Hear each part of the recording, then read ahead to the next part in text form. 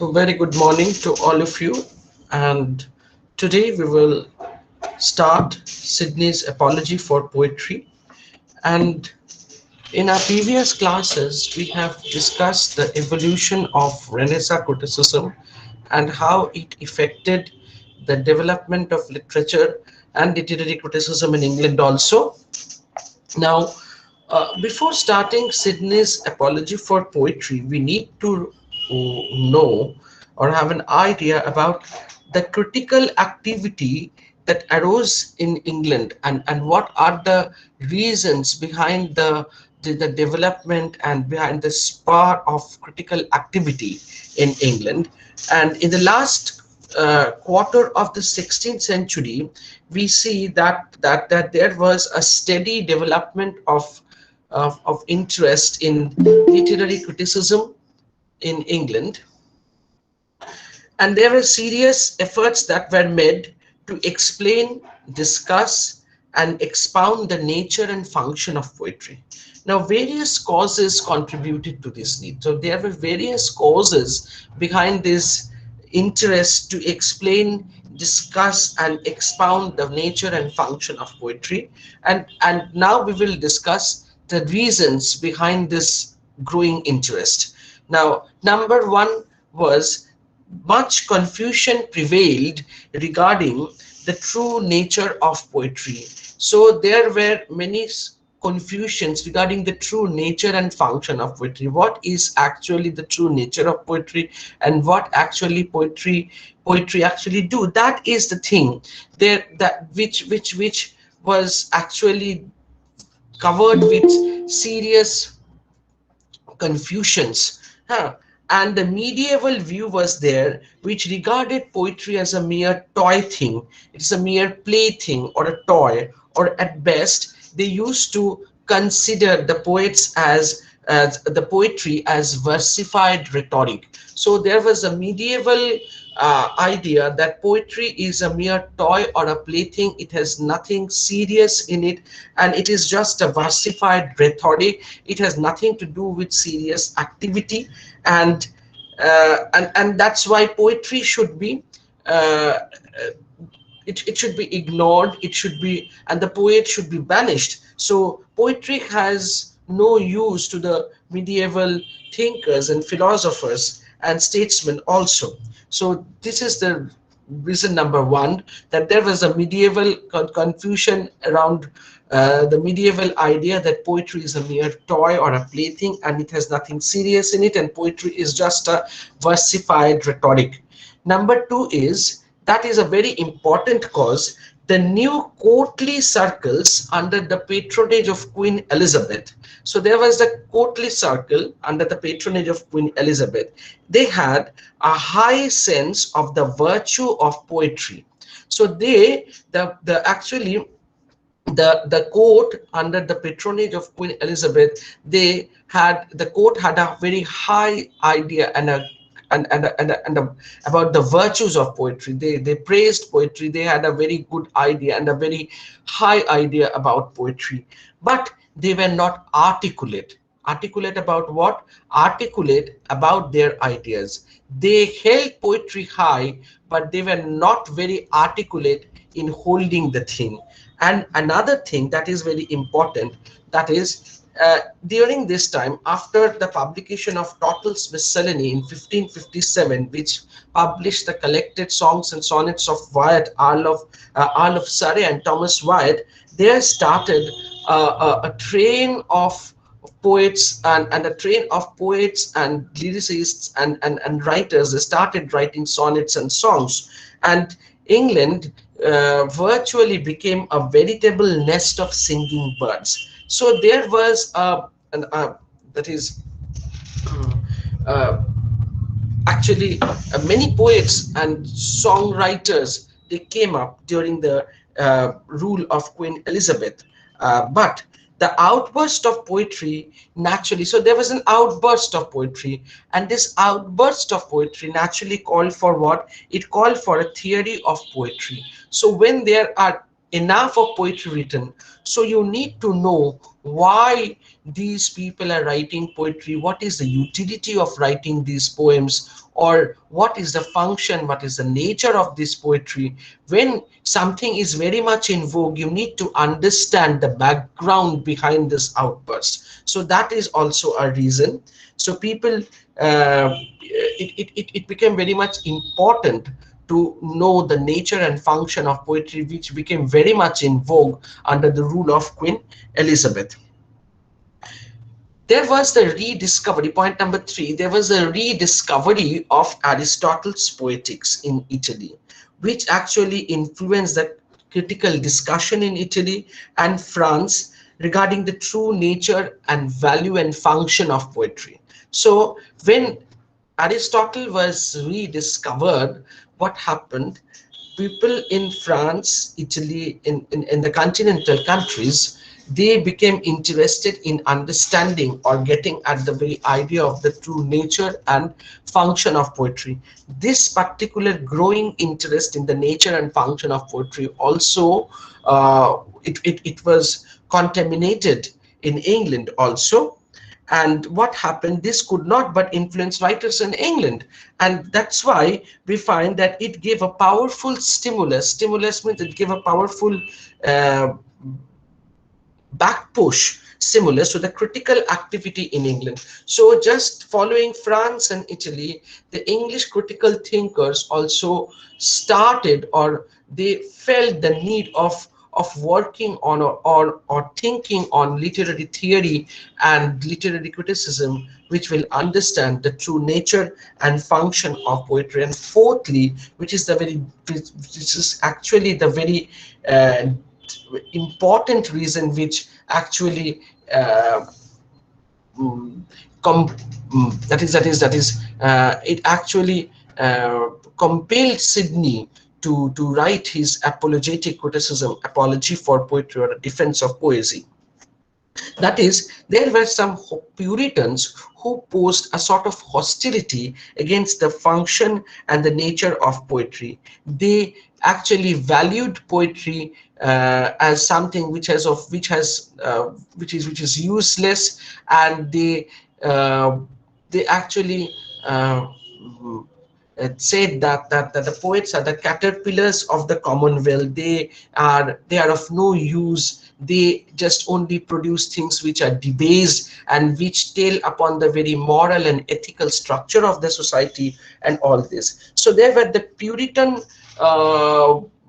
ideas about against poetry, and some poets also were there who tried to answer back to these objections posed by the Puritan thinkers. The best you will find is Stephen Goson's book School of Abuse. So Stephen Goson wrote a pamphlet, the book of the School of Abuse, sorry, the School of Abuse. It was written by Stephen Goson in 1579, and there he mentioned the name of Sir Philip Sidney, and he actually wrote, actually he dedicated his writing to Sir Philip Sidney, and as a result Philip Sidney started writing an answer to the objections posed by let down by Stephen Goson in A School of Abuse. And the answer was published finally in 1595. Finally it was published in 1595, though there were Sidney started writing in the 80s, 1580s, 85 or something, where we find that he is writing in parts, or he is writing a few answers in various letters written to Spencer and to other friends, which actually were the foreword to his writing School of Abuse. Now, it was finally published in 1595, that is an apology for poetry, or a defense of poesy. So this is Sidney's answer to the puritanical objection posed by Stephen Goson in his School of Abuse. So we find that there are mainly four reasons which were directly related to the growth of literary criticism in England. One is, number one, there was the medieval confusion regarding the true value and function of poetry. Number two, there was a steady rise in writing poetry under the patronage of Queen Elizabeth. They wrote poetry, but they were not very articulate, and there was a growing need to understand the true function and nature of poetry, which actually flourished and outburst. Actually, there was an outburst in poetry writing during the Elizabethan period. Aristotle was rediscovered, and it has its effect and influence on Italian and French literature, which ultimately influenced the English as well. And four, there was the need to answer back to the objections laid down by the Puritans like Stephen Gosson. And the greatest example is Gosson's book School of Abuse, which posed certain objections against poetry and the true value and function of poetry, against which Sidney wrote an answer which was published in 1595. And the name of that essay or the pamphlet is Apology for Poetry. Actually, it was published by um, two publishers, one by Ponsonby and another by Olney. So Ponsonby's publication was named Defense of Poetry, and Olney's was Apology for Poetry. Now, before discussing Sidney's essay and what actually Sidney did or what were his answers to the objections, we need to know what were the exact objections that were posed or laid down by Gosson in his book School of Abuse. Now, Stephen Gosson denounced poetry on the on certain points. One is he classed poets with pipes and jesters. He said that the poets are like the clowns. He classed poets with pipes and jesters and called them caterpillars of the commonwealth. They are of no use, they are of no value to the commonwealth. They only tell upon, they are just parasites, they are jokers, they do nothing serious. Just certain things he told about the poets and poetry, and he said that the poets are enemies to virtue. So Stephen Gosson said that poets are enemies to virtue. Then he said that music is debilitating and it undermines virtue. He said that the poets deal with music in their work, and music has a devilish effect on the mind and it actually undermines virtue.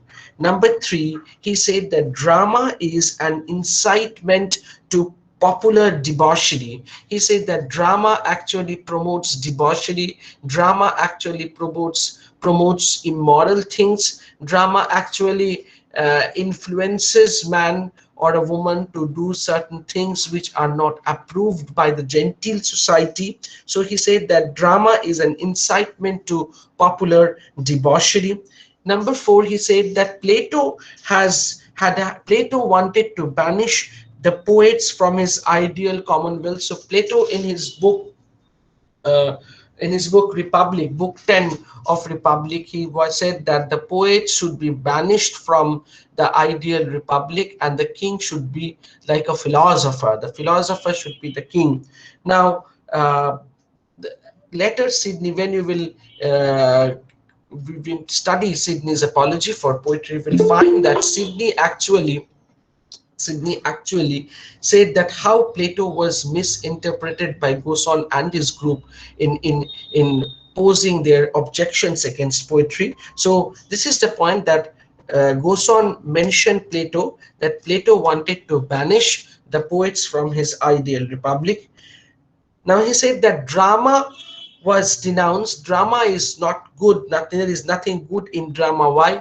Because it has pagan origin. Actually, drama came from the Greek legacy. The first tragedies were written and acted by the Greek masters, or Aeschylus, Euripides, and Sophocles, and also the comedies were acted and written by the Greek masters. Okay, so he said that drama had a pagan origin, and there males play female parts, and that goes against the law of nature. So you can easily understand, or you can easily get the idea that this Goswami and his group, they were very Puritan in their thoughts. So they never wanted to approve anything that goes against normativity, that goes against the nature or norm. So if nowadays you can question that, do you really think that norm is nature and nature is norm? It is not like that. But at that time they believed that nature is something which is based on certain norms. So he says that in drama, male actors play female parts because that goes against nature, and that tells upon the very moral and ethical structure of the society that that actually makes man effeminate. And this is a thing. So he says that drama has pagan origin, and because males played female parts, which goes against the law of nature, this made males effeminate. And so he said that that goes against the nature, because a man should be very much like a man. A man should have the manly qualities, and woman should have the womanly qualities. And if a man acts like a woman, or if a man is like a woman, or if a man has effeminacy in him, that is something which is very unnatural, and that tells upon the very moral and ethical structure of the society. So that was the puritanical belief. Okay.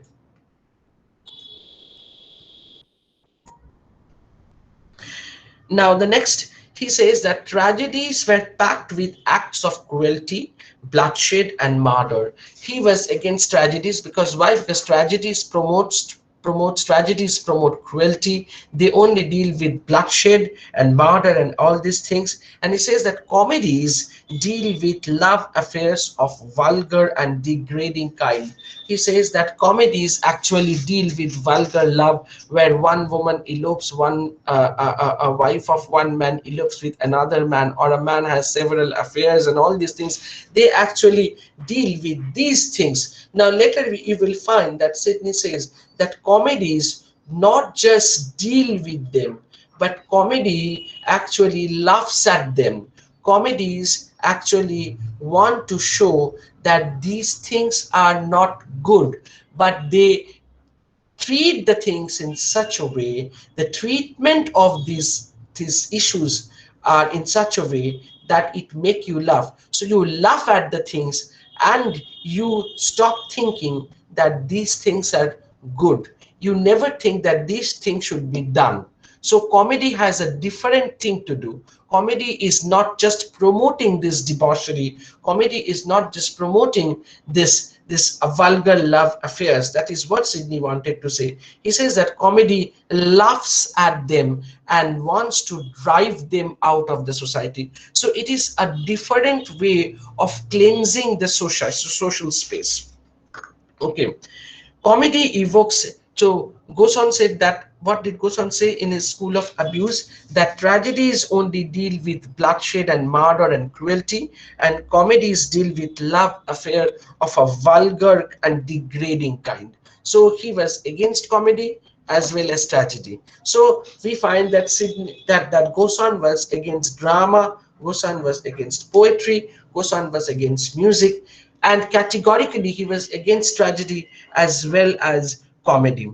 So comedy, he says that it evokes foolish laughter. So he says that comedy evokes foolish laughter, while in tragedy men gave way to uncontrolled passion. So he says that actually Puritans always believe that man should be very much like a disciplined man. He should always be on attention stage. He will be always attentive, and he will be always morally, ethically, politically right.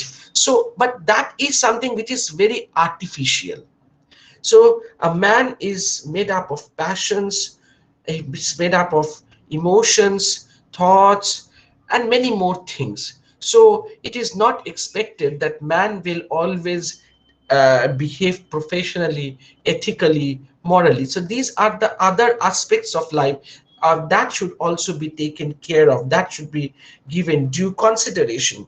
So that's why we need poetry, comedy, tragedy, and all these things, because man need to know, a human being need to know that there are certain passions in us, and catharsis. uh, when Goson actually debased tragedy, when he was criticizing tragedy, he forgot that Aristotle in his Poetics has dealt with the idea of catharsis, which says that it actually evokes pity and fear to cleanse the mind, to clean our mind. So it has a purgatorial effect in us. So Goson never considered these things. So that's why he criticized music, he criticized poetry, he criticized drama, tragedy, comedy, everything. The forceful attack of poetry. So this forceful attack of Stephen Gosson provoked a number of replies. So many people answered back to Gosson's writings, and the most balanced and the reasoned one was given by Sir Philip Sidney. Now, Gosson's pamphlet appeared in 1579. So Gosson's pamphlet was published in 1579, and there was a dedication. It was dedicated to Sir Philip Sidney. There he wrote, "To the right noble gentleman, to the right noble gentleman, Master Philip Sidney Esquire." So he dedicated his charges against poetry, his criticisms against poetry, his abusive words against poetry, and dedicated that to a person who was in love with poetry. Now, he dedicated to Sir Philip Sidney Esquire. It was a time then Sidney just returned from his educational travels in Switzerland and Italy, and he was at that time just entered into the Elizabethan court, where which was just a veritable nest of singing birds. There was Spenser and other poets. So Sidney came in contact with Spenser and other gentlemen of gentlemen with the same spirit, who were trying to write poetry. And Sidney at that time was trying to write his famous collection, sonnet sequence, Astrophel and Stella, as well as his romance Arcadia. So then he got this dedicated piece of writing, School of Abuse by Stephen Gosson, which was dedicated to Sir Philip Sidney. Okay, now largely from Gosson's. So what actually compelled Sidney to write the write Apology for Poetry? That first of all, that was Gosson's dedication, and from an allusion to it by Spenser in a letter dated from Leicester's house to the Cambridge scholar Gabriel Harvey, but in part also from certain passages in Sidney's argument and certain lines of parodied euphuistic style which seem echoes of Gosson, Sidney's Defense of Poetry, the written perhaps at last in 1585. So he Spenser alluded to certain parts of this school of abuse to Sidney, and Sidney saw that this particular pamphlet has been dedicated to him, and this is how he was also he decided to write something against this as an answer to Gosson's school of abuse. So in 1585 and the late 1585, he started writing his Apology for Poetry. Okay, it circulated at first. It circulated in manuscript among a few learned friends. At first, it was not published, but it was circulated in manuscripts. And what happened in the year 1595? It was published finally, and there were two publishers who published this essay of Sidney. One is Ponsonby, who published it in the name of Defense of Poesy, and Olney, who published it in the name of Apology for Poetry. Now, we will come to the plan. So if we read this essay of Sidney, we will find that it has a very well organized plan of its own. So what is the plan? Sidney's Apology for Poetry falls easily into it falls into five clear divisions. And what are those divisions? Number one, conventional reasons. Please write it down. Number one is conventional reasons why poetry should be highly valued. the antiquity and universality of poetry. In point number one, he discussed the antiquity and universality of poetry. Antiquity and universality of poetry means, he said, that poetry is not something that that came one fine morning. It has its long back legacy and long history of its own. And the universality of poetry, what is the universal appeal of poetry? He discussed this in the very beginning, at the very outset of his essay. And conventional reasons, he posed certain conventional reasons why poetry should be valued. Number two is arguments of a more convincing kind based on an exposition of the nature and the usefulness of poetry itself. He discussed the nature and the usefulness of poetry, and there he discussed and categorized the kind of poetry and their usefulness. He categorized poetry, that poetries are of these kinds, and what are the different effects that it has on us, the readers, or the writer, right, or the poet as well, the kinds of poetry and their usefulness. Then he discussed the current objections against poetry. He referred to certain objections that were posed by Gosson in his school of abuse, and he answered back, and Sidney's reply to those objections. Number four, remarks on the state of contemporary English poetry. He left certain remarks on the contemporary state of English poetry and drama. He has certain objections to tragicomedy and violation of the unities. Sidney was very much a follower of the unities, the three unities that were laid down by the Greek masters of tragedy and tragedy. That is the unity of time, unity of place, and unity of action. So Sidney discussed in details his reservations against tragicomedy, or the mixture of genre, as well as the violation of the unities. And the last part is his remarks on style, diction, and versification. So today we will end the class here, and we find that Sidney wrote an answer to Goson's School of Abuse, which was actually written in 1579, and Sidney started writing his Apology for Poetry in 1585, which was finally published in 1595. It was published by two publishers, Ponsonby and Olney, respectively, in the name The Defense of Poesy and Apology for Poetry. We have discussed the reasons why there was a steady rise in the literary criticism in England.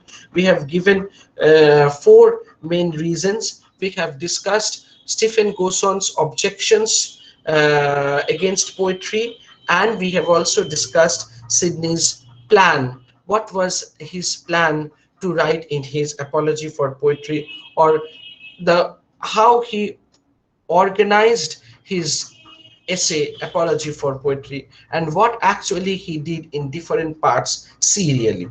Now, regarding Sidney's Apology for Poetry, Wimsatt and Brooks, they said that I'll quote from Wimsatt and Brooks. Apology for Poetry was written in high, enthusiastic style of the gifted amateur champion, headlong to outdazzle the lowness and myopia of the professional moral grumblers. So he says that it was an answer, it was an antidote to the myopia of the moralists. So it was written in high enthusiastic style. Then he says the essay reflects, the essay reflects and telescopes not only the continental criticism of the century. It dealt not only with the continental criticism of the century, but what? But a certain amount of classical Greek and Roman as well. He says that Sidney not only took his ideas from the contemporary continental criticism, he was but also took his ideas from the classical Greek and Roman criticism as well. Now, Sidney's defense of poesy, I just said that he was not only influenced by the contemporary continental critics but also by the classical Greek and Roman masters. Regarding the contemporary continental critics, Sidney was closely influenced by Minturno, Scaliger, and Castelvetro. Please, I repeat the name, please write it down.